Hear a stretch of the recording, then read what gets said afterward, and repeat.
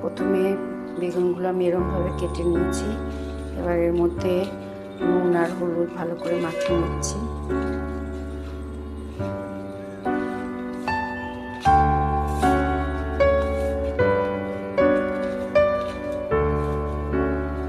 আর 5 মিনিটের মতন রাখা হবে।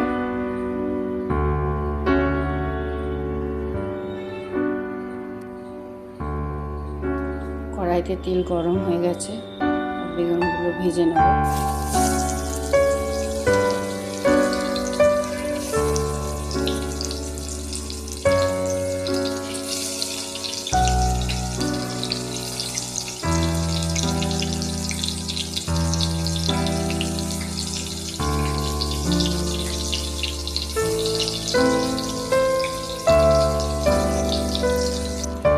বেগুনগুলো সব ভাজা হয়ে গেছে, এবার আমি তুলে নেব। এখানে আমি 3টে শুকনো লঙ্কা ভেঙে দিয়েছি আর 5 ফোড়ন করা দিয়েছি। এবার এর মধ্যে আমি দইটা ঢেলে দেব।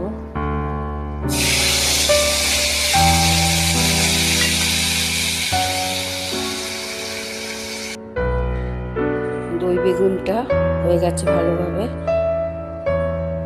স্বাদ মতন নুন আর মিষ্টি দিয়ে আমি নামিয়ে রেখেছি, ভালোভাবে হয়ে গেছে।